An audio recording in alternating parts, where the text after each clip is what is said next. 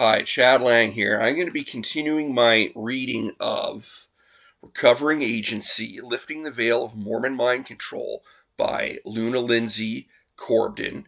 We're going to be getting into chapter 2, but before I do chapter 2, I want to go back to chapter 1 and elaborate a little bit more on this concept of illusion of choice and how the Mormon scripture presents you with this binary that you can either choose the church through obedience, you choose eternal life and God through obedience to the church, or you choose captivity and death according to the power and captivity of the devil. And I've even read in books that you either choose the church or you choose the devil by default. This is not the only scripture where you find this concept.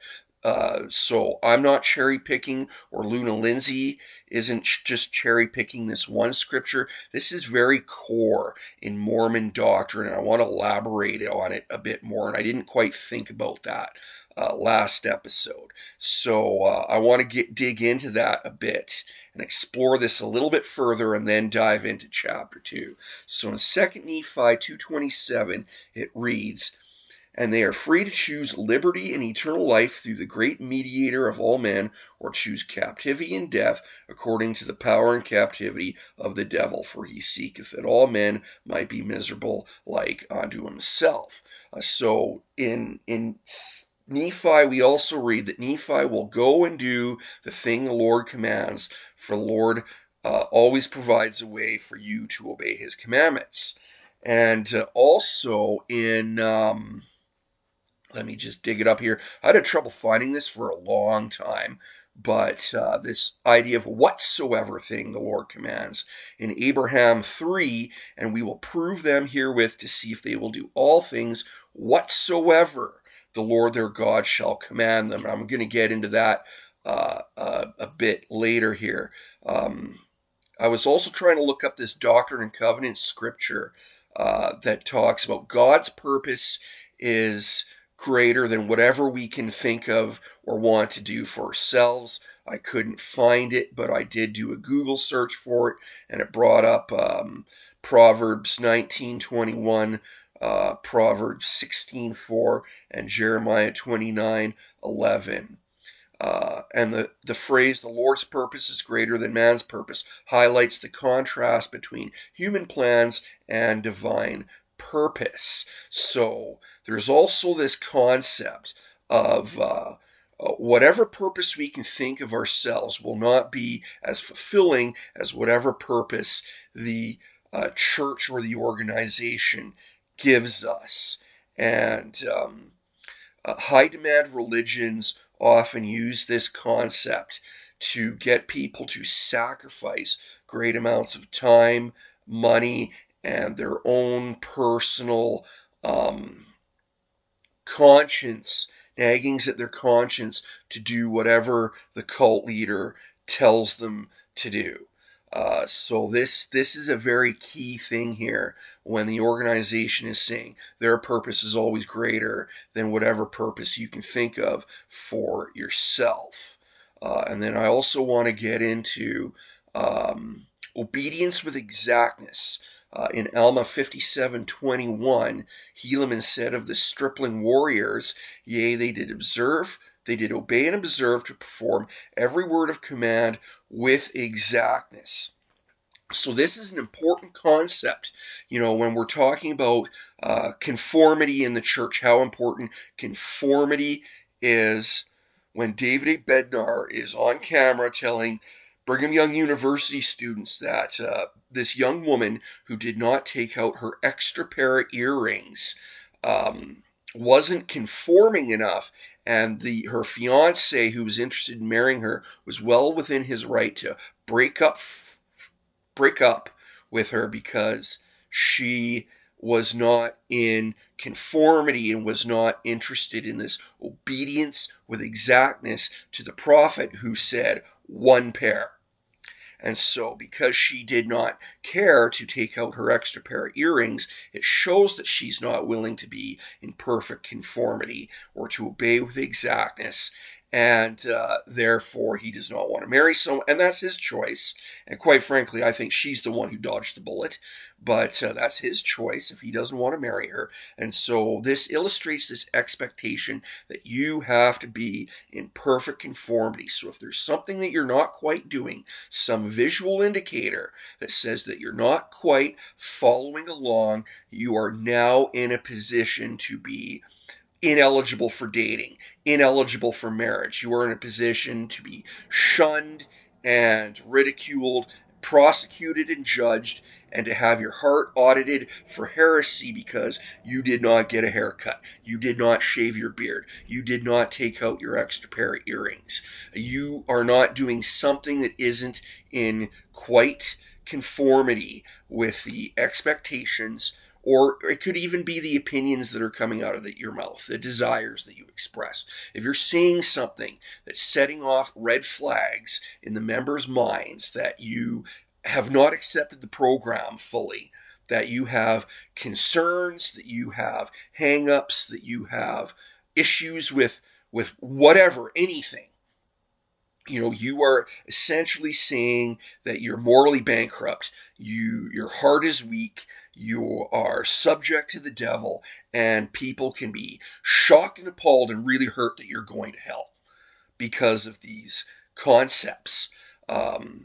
So I just want to illustrate that, and then I want to get into this whatsoever thing the Lord commands. Well, whatsoever means whatsoever. It doesn't matter what the Lord commands. The idea is, well, the Lord won't tell you to do anything evil, but cult leaders will use this whatsoever thing the Lord commands to get you to override your conscience and do things that you would not normally do otherwise. And so in the story of Laban, where Nephi kills Laban, Nephi was appalled that the Spirit of the Lord would tell him to kill Laban, but then the Spirit gives him the justification.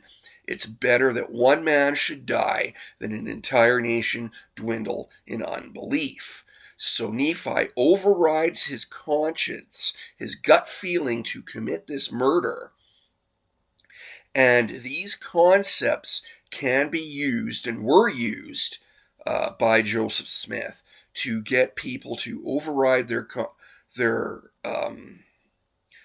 morality and enter into polygamous marriages with him.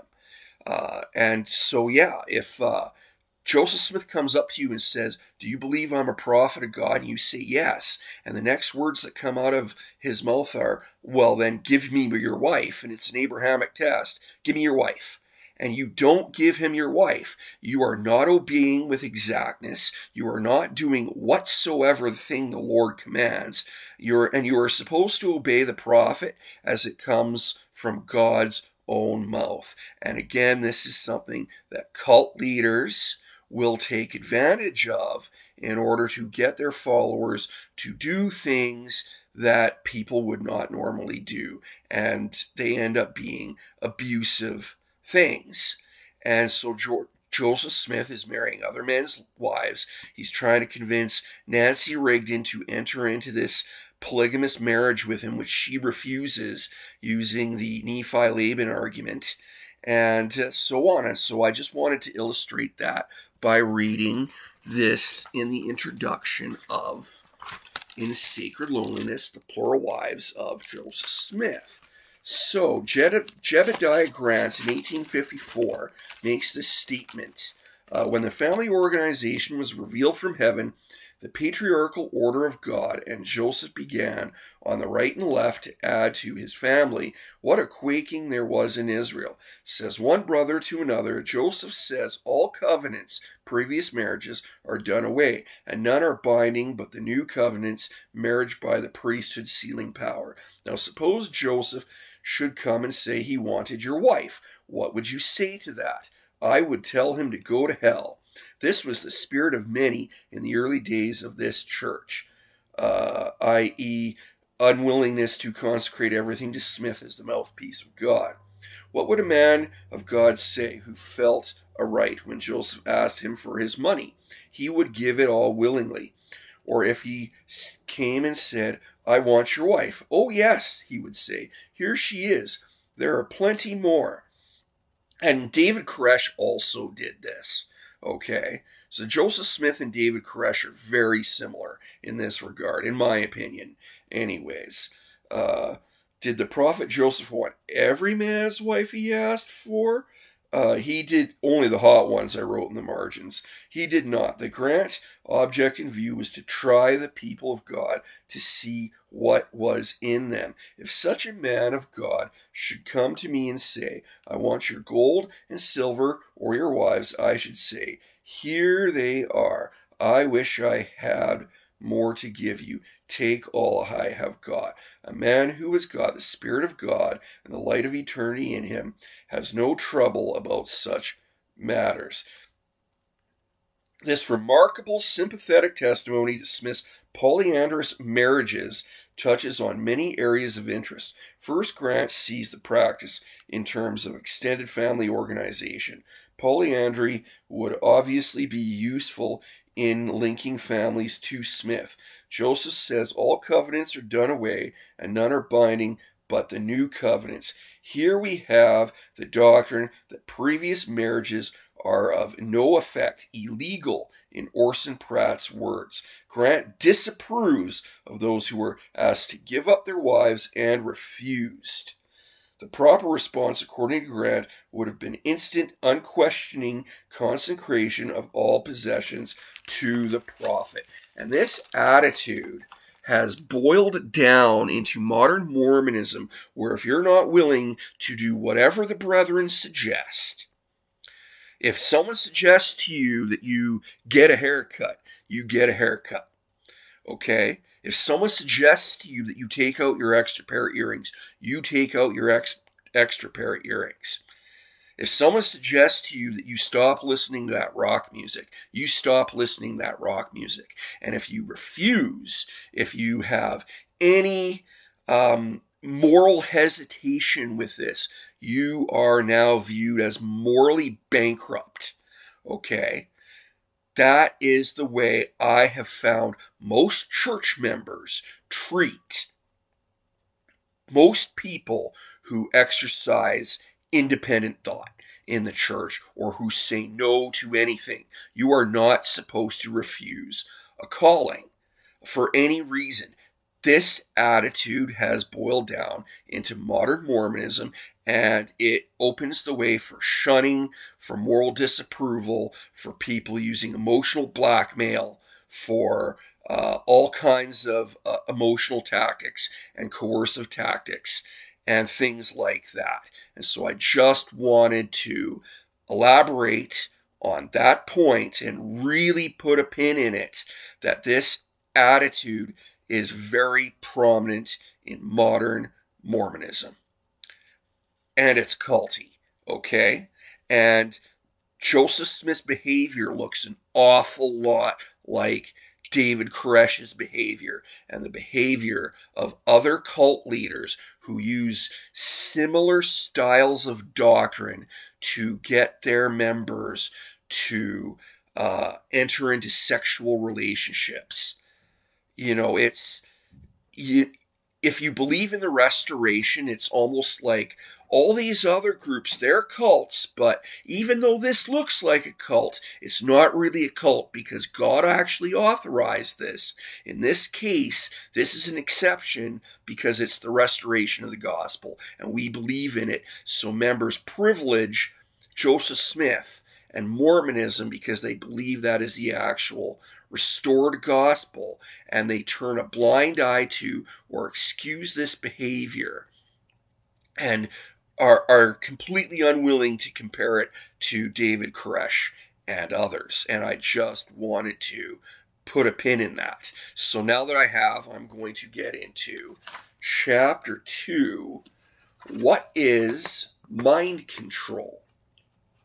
I teach them correct principles and they govern themselves. Prophet Joseph Smith.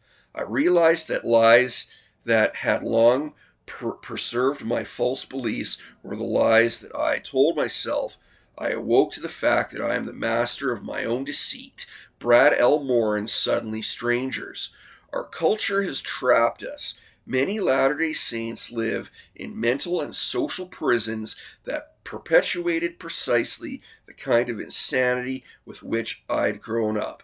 It wasn't slavery, but it was a powerful form of bondage, the belief that God had ordained a pattern of secrets and silence, that religious authority always trumped one's individual sense of right and wrong, that the evidence of the senses must bow to the demands of orthodoxy, no matter how insane. It was a kind of institutionalized madness, and its shackles were all the more confining for existing almost entirely in the human mind. Martha Beck, Leaving the Saints. When finally you surrender to us, it must be of your own free will. We do not destroy the heretic because he resists us. We convert him. We capture his inner mind. We reshape him. We burn all evil and all illusion out of him. We bring him over to our side, not in appearance, but in genuinely heart and soul. George Orwell, 1984. What is mind control? The term cult and mind control are charged, full of assumptions and emotion. How can we tell the difference between honest persuasion and manipulative exploitation? Mind control is known by many names: brainwashing, coercive persuasion, thought reform, uninformed consent, exploitative persuasion, social psychological manipulation, exploitative manipulation, behavioral change technology, compliance gaining influence, unhealthy group dynamics, and spiritual abuse. Cults are also known as closed systems of logic, authoritarian structures, coercive organizations, high-demand groups, and ideological or psychological totalism. If you were brainwashed, would you know it? Author and former Moonie Stephen Hassan wrote, "I can't tell you how many times I've been on a talk show where the host asks a cult member, are you brainwashed? The cult member replies, no, of course not, as if the cult member would actually say yes. What the host fails to realize is that the mind-controlled member will not know that he has surrendered control until he is able to step away from the group and learn about cult recruitment and indoctrination." And that is from Hassan Releasing the Bonds.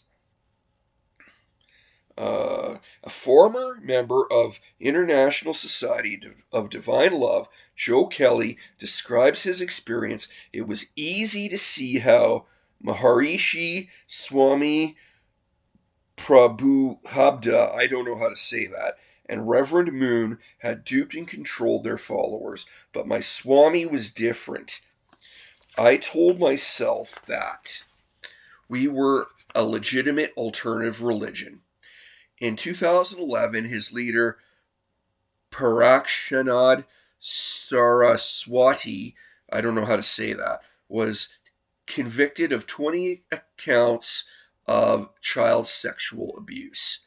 Clearly, his Swami was not different. Any Mormon reading about the Society of Divine Love would be quick to call it a cult, but he would probably have a hard time seeing his own subservience to a manipulative system. Margaret Singer stated, "Brainwashing is not experienced as a fever or a pain might be. It is an invisible social adaptation. When you are the subject of it, you are not aware of the intent of the influence process that are going on, and especially you are not aware of the change taking place within you." Morpheus from the Matrix would describe this as a prison that you cannot see, hear, or you cannot see, smell, taste, or touch. A prison for your mind. Thus, thought reform is a concerted effort to change a person's way of looking at the world, which will change his or her behavior. And that's Singer cults in our midst. Another cult researcher, Gary Ann Galanti, observes, "Thought reform methods are not easily recognized because they are techniques utilized by all cultures, directly and indirectly, to socialize children and acculturate immigrants. Social engineering is another term. These techniques are used in socialization precisely because they are extremely powerful. They appear innocent, but when put to deceptive ends, they are no less potent. The confusion surrounding the brainwashing process stems from the fact that most people are looking for something overt and foreign. I went to Camp K, Mooney's recruitment event, looking for something big and evil. What I found was very subtle and friendly, thus I didn't recognize the power. That's Gary Ann Galanti, PhD, Reflections on Brainwashing. While the lines are sometimes blurry, ethical forms of influence include most kinds of therapy, education, mainstream religions, the military, and politics. When I visit my therapist, we both have the same goal. I give her money, and she listens to me and offers validation and sometimes good advice. The outcome is that I usually feel better and can manage my problems more effectively. The cost of the interaction is clearly stated up front, and she doesn't try to get anything else out of me. If I don't like the outcome, I am free to stop sessions at any time. I have no fear of doing so, and she won't try to keep me. Even the military, which clearly uses brainwashing methods, is open about their goals. We all know military recruits will be programmed to unquestioningly follow orders so they can kill people and break things. This training occurs under very strenuous conditions where individual wills are broken down and new personalities are built up. Some may debate whether this is useful or not, whether war is ethical, but military training methods are no secret. Advertising is considered by some to be a form of coercive persuasion. Marketers take advantage of the mild trance state that comes from watching TV, and they associate unrelated positive imagery with the product. Advertisers will also often, exaggerate to make their product seem more desirable. These types of persuasive tricks on their own are not terribly effective at producing long-term loyalty. Laws are designed to prevent outright lies, so many companies are more or less honest. I would debate that. It's pretty easy to check claims against product reviews, and the mistake of buying an ineffective brand of laundry detergent costs only a few dollars. In contrast, a high-demand group will pull all the stops to recruit and retain lifelong members. These groups use a legion of persuasive techniques in unison, techniques that strip away the personality to build up a group pseudo-personality.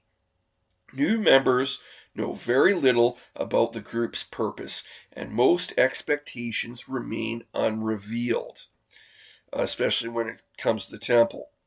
People become deeply involved, sacrificing vast amounts of time and money and investing emotionally, spiritually, psychologically, and socially. Escape proves to be very difficult, and former members face a struggle to regain a sense of sanity. In one sense, then, the line can be drawn at how totalistic the system is. Does it permeate every aspect of life and self?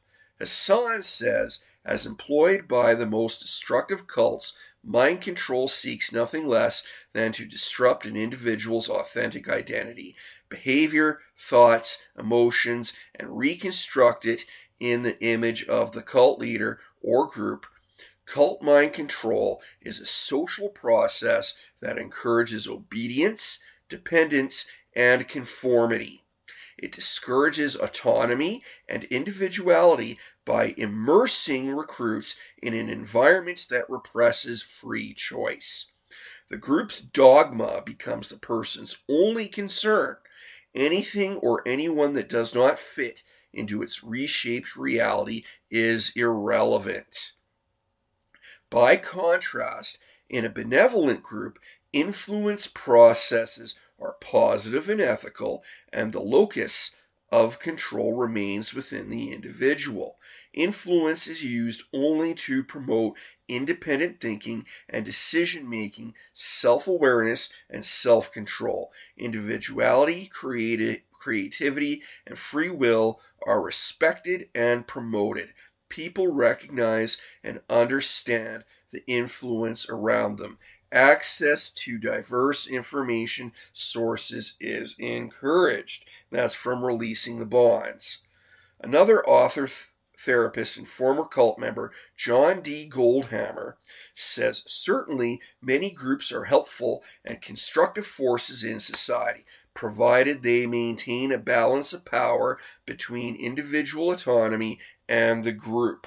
And that is John D. Goldhammer. Under the influence, is the individual on equal footing with the group itself? Or is the ideology more important than the member? As Galanti explains, all forms of influence are not the same. Langoni, for example, discusses a continuum of influence ranging from choice-respecting influence, educative advisory, and certain types of persuasion, to compliance-gaining influence. Although definitions of what is therapeutic versus what is destructive will vary according to personal biases. For example, cult members will surely argue that what they do is for the benefit of the members. A strong case can be made that cults largely utilize indirect and deceptive techniques of persuasion and control to serve the interests of the leaders rather than those of the members. And so when Joseph Smith asks you to make an Abrahamic sacrifice, that Abrahamic sacrifice usually benefits Joseph Smith, who is to obey as if it came from God's own mouth. That should be a red flag that this is a cult leader. Informed consent is key here and separates unethical types of persuasion from the ethical. Persuasion comes from friends, family, corporations, politicians, religions, scientists, authors, and activists. Sorry, I lost my place. The real question is, are we being persuaded by facts, reason, research, and open access to information, or by manipulation and deception? Consent through fraud is not consent at all.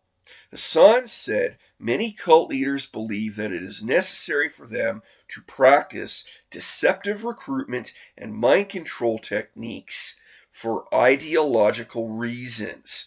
But if the effect of their actions is to make the person dependent and subservient, then I believe it is hurtful and people's rights are being violated. And that's also from Releasing the Bonds. So in the Doctrine and Covenants, there's this concept of milk before meat. You give people the basics of the gospel before you tell them what's really expected of them, or what the core doctrine is really all about. And that in itself is a deceptive practice. You people are joining and participating under false pretenses. Okay. Let's see, where was I? Okay, so mind control is as much about teaching members to control themselves as it is about exertion of external controls. I call this the inner thought police. Apostle Erastus Snow told this story about Joseph Smith. A certain lawyer who came to see him expressed astonishment and surprise at the ease with which he controlled the people, and said it was something that it was not to be found among the learned men of the world. Said he, "We cannot do it. What is the secret of your success?" "Why," said the prophet, "I do not govern the people. I teach them correct principles, and they govern themselves." And that's Journal of Discourses, Volume 24. External constraints translate into self-suppression, which leads to a totalist system blocking all avenues of escape. One member of a New Age spiritual cult described his internal struggle. "These images haunted my mind because I was starting to have thoughts of leaving.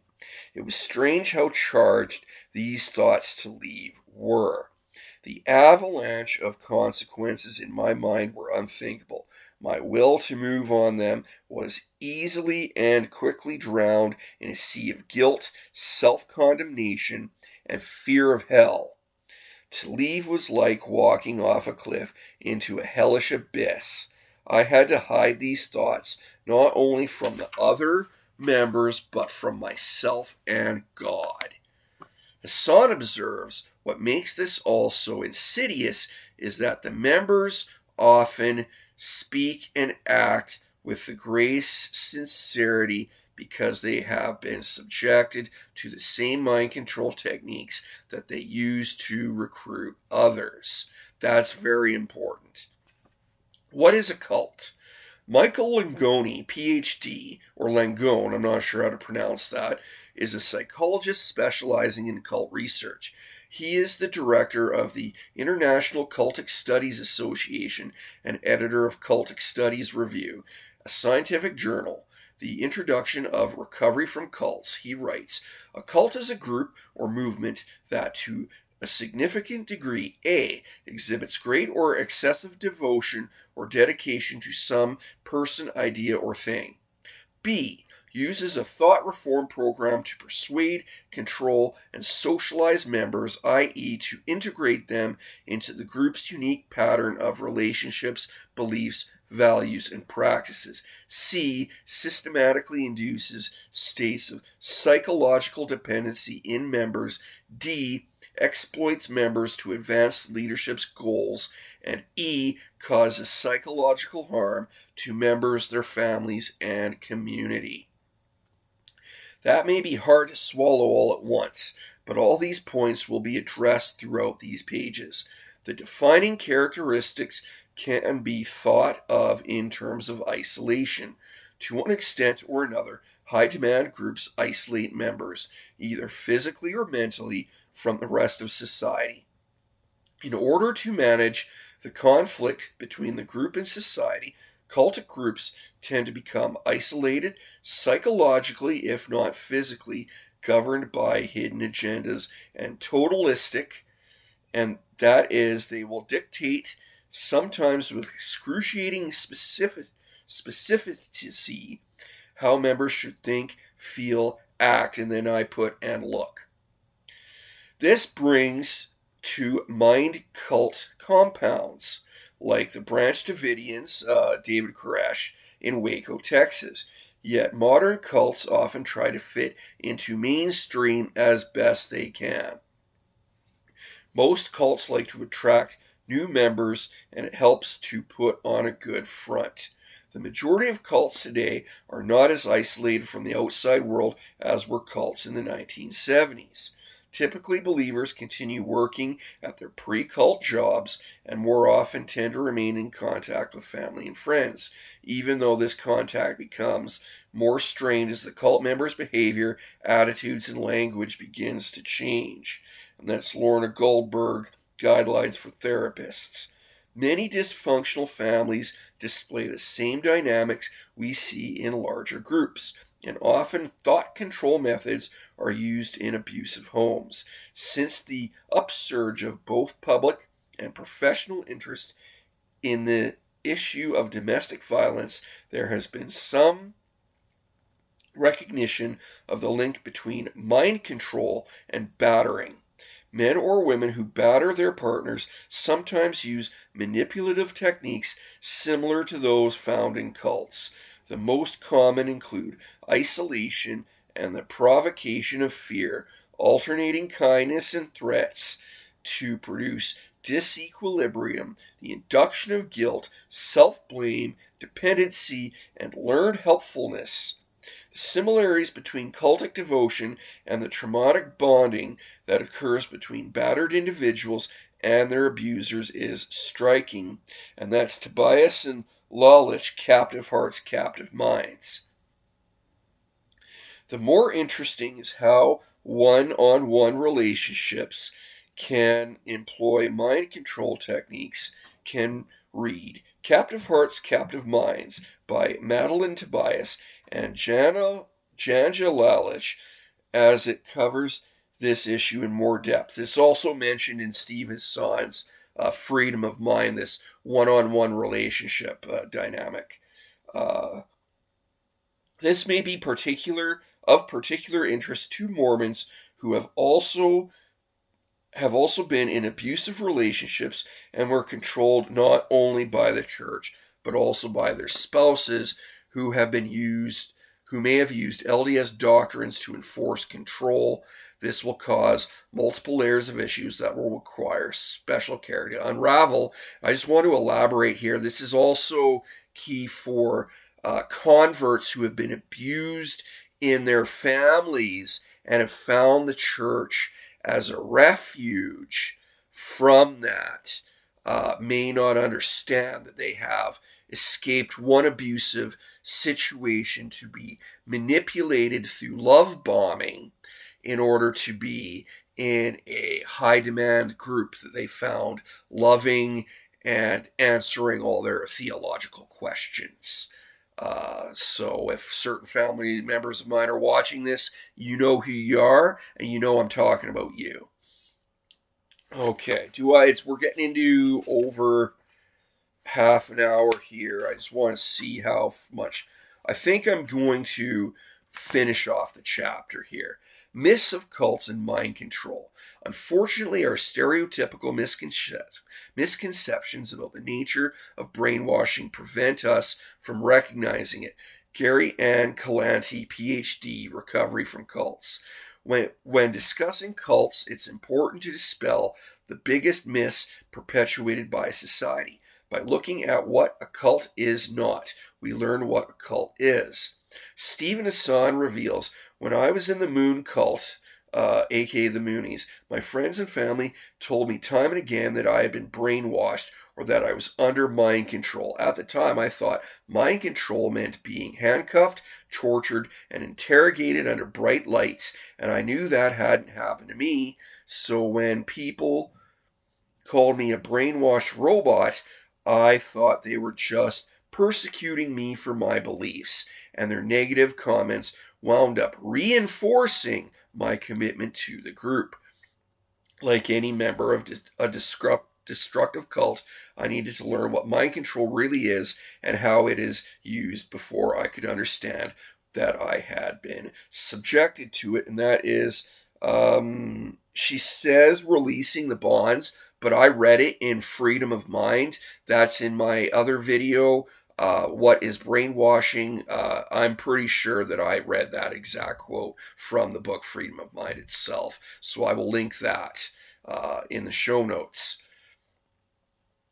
Myth: cults are weird or obvious. Cults dress funny, talk funny, and have blissed out glazy stares. Media coverage exposes the most extreme cases and TV-ready images, so we tend to think all such groups are strange and easy to identify. The most obvious example is Jonestown, where 912 men, women, and children were convinced to drink cyanide-laced flavored Kool-Aid. Another example is Heaven's Gate, where 39 members committed suicide, believing they were catching a passing spaceship. The Branch Davidians were killed in a standoff with the FBI agents in Waco, Texas, while defending their beliefs and their prophet David Koresh. Mormonism is basically, what if the Branch Davidians survived and went somewhere else where no one was going to challenge them, and then cleaned up their act enough to rejoin mainstream society, in a nutshell. Okay, where was I? while defending their beliefs. Members of I don't know how to pronounce that. AUM Shinriko, now Aleph, in Japan are known for setting off a sarin gas bomb in a busy subway, killing 13 people and injuring 5,000. The Unification Church, aka the Moonies, became known in the 1980s for its mass weddings. Eastern meditation groups like the Transcendental Meditation often practice long hours of meditation, causing their members to appear tranced out. New Age and UFO cults often have unusual beliefs, which makes it easy to single them out for public scrutiny. A group based on Hindu belief, Hare Krishna, made the news in 1983 when the parents of a follower were awarded damages for falsely imprisoning and brainwashing their minor daughter. To believe that all cultic groups fall into these sensational extremes is a dangerous fallacy. More often, successful groups blend into society by appearing mainstream, friendly, and normal. They project a positive image of strong moral values. The most successful cults are the most subtle. Myth. Brainwashing involves a physical restraint, hypnotic wheels, flashing images, and a swinging lamp. These images come from movie and TV writers who need dramatic imagery to keep us entertained. All these special effects would likely be counterproductive. Real-life mind control is not that exciting. The term brainwashing comes from a Chinese word that literally translates to cleanse brain. After the Korean War, some POWs returned sympathetic to the views of their captors and some did not. Those held by the Koreans had been tortured and starved but did not show signs of sympathy for their captors. In contrast, those who held by the Chinese allies had been treated much better, and this proved to be a far more effective indoctrination and interrogation tool. The science shows we are much more likely to change our minds for those we like. Restraint devices are likely to scare people off. Those who wish to control must first earn our trust, and I highlighted that. Manipulators start by creating good feelings and positive opinions about the group. Potential recruits already agree with at least a few of the beliefs, so they slowly change some behaviors under slight social pressure. Over time, the will to use critical reasoning on doctrinal and group matters is stripped away. Misdeeds lead to shame, which is offset at other times by praise and elitism. Public commitments create deepening belief and dependence. By this time, cult members have come to believe that their lives, identities, moral principles, and possibly their very souls are in danger if they do not obey and believe. This is enough to trap a person. No interrogation rooms or torture chambers are necessary. Myth. Brainwashing requires hypnosis. Brainwashing does not require hypnosis. People are ready and willing to believe a good sales pitch without going into a trance. And trances aren't all that mystical. It is very natural for the human brain to change states of consciousness. It does not require drugs, meditation, chanting, or swinging pocket watches. I put in the margins here. What about fasting and prayer? We'll get into that later. Our mind is capable of tuning out unimportant or repetitive information so we can focus on more relevant cognitive tasks. We are in an altered state when we fall asleep and when we dream. We are prone to changing states when we read, learn, concentrate, watch TV, listen to music, drive, and create. Sometimes the conscious side of the brain wants to shut down for a little while and we space out. We can become so involved in the story or focused on learning that we lose all awareness of the outside world. Music and creative activities can shift us into the right brain, which controls emotional, visual, and sensing functions and makes us less critical. Human beings are quite comfortable with most altered states because we experience them every day. It doesn't take much for a manipulator to subtly switch a person to a more emotional state or cause someone to become absorbed in a story.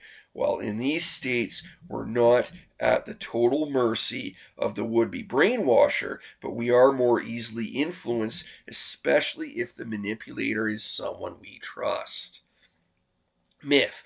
Only stupid, needy, mentally ill, uneducated, or spiritually weak people join cults. Anyone is susceptible to coercive manipulation. Not every group may be able to lure you in, nor are you always susceptible. But there are cultic groups that would appeal to you at the right time in your life. Many cults target people who are in an unstable period. When someone is going through difficult times, normal defenses are down, and people are more open to deception and persuasive techniques. If someone offers help, friendship, comfort, or answers to burning questions, people are more accepting of inspirational messages. Teenagers and college-age adults are at the highest risk. Again, you know who you are. Because they are in transition and are seeking belonging and identity. Cult followers are typically of above average intelligence. Complex belief systems attract brilliant people, especially those who are driven to finding meaning. As Son observes, most of the former cult members I've met are exceptionally bright and educated. They have an active imagination and a creative mind. They have a capacity to focus their attention and enter deep states of concentration. Most are idealistic and socially conscious. They want to make the most of themselves and make a positive contribution to the world. The more creative a mind a person has, the more his imagination can be used to control him. Indeed, bright people sometimes have even more sophisticated fantasies about the group and its doctrine than does the cult leader, and that's from Releasing the Bonds. Myth. All cults are religious in nature. A totalistic system can be built around any subject.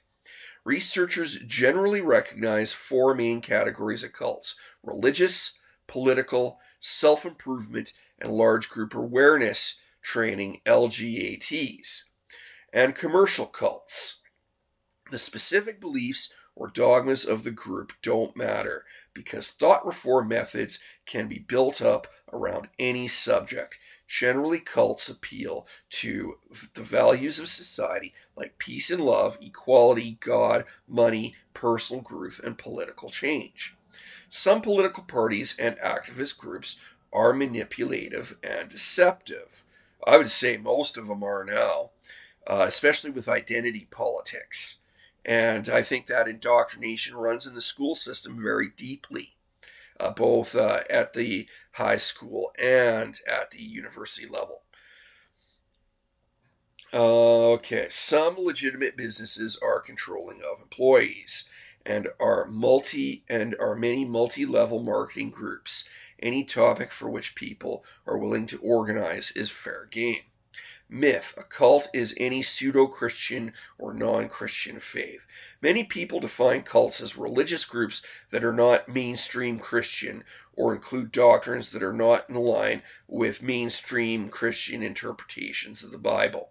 Some believe any non-Christian religions is a cult. So many mainstream Christians will call Mormonism a cult because of this definition, and I would disagree with that definition. Most Mormons would disagree, or all Mormons would disagree with that definition and think that definition is unfair, and I would agree with those Mormons. This definition is not used by secular researchers who have studied cults with a scientific eye. It is doctrine-based and does not explain anything about the mechanisms of mind control or how it's psychologically and materially harmful to people. It assumes that one brand of biblical interpretation is more valid than another. It assumes all Protestant sects are completely free of manipulation and exploitation. Yeah, right. These are inaccurate assumptions. Mind control is not about the untruthfulness of strangeness of doctrines. From our perspective, a group or relationship earns the label cult or cultic on the bias or on the basis of its methods and behaviors, not on the basis of its beliefs. It is not the beliefs that we oppose, but the exploitative manipulation of a person's faith and trust in other human beings. And I would say the same thing with Mormonism and the Church of Jesus Christ of Latter-day Saints. I do not have an issue with its basic beliefs. I have an issue with how those beliefs are used to create, engender, and demand unquestioning loyalty, unquestioning obedience, and suppress the freedom to be independent or to think independently or to question or to have freedom of discussion. That's my issue, and that's always been my issue. And I experienced that for 9 years in the YSA, and I'm going to get into that in detail. Okay, myth. Cult means the same thing as occult. The words sound the same, but they do not mean the same thing, nor do they even have the same origin. Cult can sometimes refer to any religion or set of beliefs. According to the very basic definition, it comes from the Latin word for worship, and we also find it in the words culture and cultivate.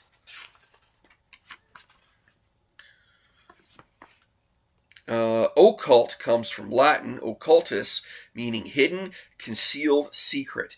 It refers to pagan forms of worship, magic, and divination. For many years, these activities were kept hidden from controlling religious bodies, and hence the association to that which is concealed. So Mormons practice the occult when they go to temple because the endowment ceremony is not discussed and it stems from Freemasonry. And Joseph Smith used a seer stone that's considered to be occultic according to Christian definitions. But I mean, the use of all that stuff was used in Christianity anyways. So Christians are actually really kind of hypocritical for calling Mormonism a cult when all these practices were used throughout the history of Christianity. Some Christians and those who believe these activities to be inherently evil will tend to associate with occult and cults with Satanism. A study of the psychological effects of group manipulation has nothing to do with whether or not the group is Christian or related to the occult. Myth. People can easily leave a cult whenever they want. No one is forcing them to be there. You wouldn't light yourself on fire, would you? Or drive your car into a wall or cut off your arm, right? You are free to do these things, but probably don't out of fear or realizing that it's just stupid. Likewise, cult members believe they face real dangers if they leave, and this fear keeps them bound. Cultists may fear spiritual punishment, assault by spiritual forces, demons, evil spirits, God, financial failure, loss of friends and family, loss of support, loss of salvation, and loss of purpose. Sometimes cult members may even fear physical violence from fellow members. Members may also be emotionally, financially, or psychologically dependent upon the group or leader. Some groups work to break down individuality and self-reliance, sometimes even regressing them to a childlike state. Those who think about leaving face very real problems. When I was in the YSA, I feared leaving. I feared excommunication, even though I was semi-active or less active, even though I was drinking and doing massive amounts of marijuana and drinking heavily. It was scary. The thought of leaving or being excommunicated was scary.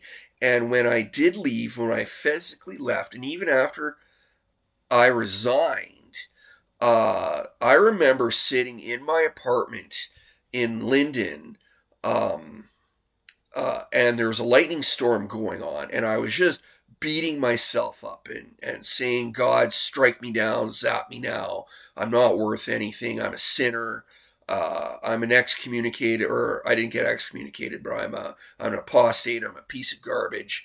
Zap me. And that was my attitude. I'd completely given up all hope. And there's this particular lightning strike which struck really close to my apartment. The lights went out and everything was shaking for an instant. It scared the bejesus out of me. And I realized that was a bad attitude. But like, I was down in the depths of despair when I was doing that. And so I've experienced all of this: fear of leaving, fear of speaking up, fear of being excommunicated, all of it, everything that the author mentions here. Myth: people who have left cults should just get over it. Unfortunately, it's not that simple. Former cultists have their entire lives, minds, and personalities deeply invested in a deceptive organization. Many former members suffer from psychological and even situational difficulties that will take time and effort to overcome. Some of these problems can include anxiety, depression, guilt, anger, eating disorders, panic attacks, indecisiveness, difficulty integrating into society. I've definitely had that one. Post-traumatic stress, yep. Recovery from physical and sexual abuse, no. Inability to trust, yeah. Sexual problems, yeah. Confusion and disorientation, yeah. Floating and dissociation, yeah. Lingering phobias, yeah. And I would also say lingering guilt and shame, and lingering beating yourself up. Some former members suffer material loss for leaving and may have left behind family and friends, which prevents closure. So I just want to say here, it was not easy for me to leave the church. It was not easy for me to resign my membership. That was a very difficult decision, and it had very strong emotional consequences after I had done it. I did not just leave because I wanted to sin, and sinning's easy, and sinning's fun, and it was just easy to do that. I left after doing massive amounts of research and having my heart broken after I had discovered that it was all a lie. It was all deceptive. And I didn't even get to the point where I was willing to do that research until I was mistreated so badly that I ran away. Okay? I ran away from the gospel. I ran away from the church after 9 years of being in the YSA, of being stonewalled, of experienced guilt and shame, of allowing myself to be guilt-tripped into coming back to church, of going through all these manipulative techniques and recognizing that there were some manipulative techniques going on, not quite being able to put my finger on it, not ever being able to discuss my problems with anyone trying to bring me back in, with them not wanting to hear what those problems were, and with them wanting to fault my moral character for even having a problem in the first place. And I could never get to the heart of those issues. And there's some other things going on. I'll get into that probably when I'm reading my old Facebook notes. So it was not an easy thing to do, to leave the church and to become an ex-Mormon. And it's still not easy. And people still fault my moral character for it to this day. And I had to join a support group in order to get over it. And that's been years. That has been a process that has taken many, many years. It's been 4 years since I joined After the Truth, and it's only within the last 2 that I've experienced emotional healing. And that's so anyways, we're almost done here. Myth: brainwashing is total. If some members are able to disagree, or if someone has left the group, that's proof they were never really brainwashed. No brainwashing method has ever been found to be total and complete. Abraham Lincoln said, "You can fool some of the people all the time, or all the people some of the time, but you cannot fool all the people all the time. No matter how strong the methods, some members will eventually see through to the deception or become too miserable to stay." And that was me. I became too miserable to stay. So we're on an hour here. I don't want to elaborate anymore. I'm Chad Lang. This is Luna Lindsay, Lifting the Veil of Mormon Mind Control. That is the end of chapter 2, and we're going to be getting into chapter 3, Not All Is Well in Zion. I don't think I want to elaborate anymore other than when I get into my story, but I'll be getting into my story some future time. So I am Chad Lang, signing off.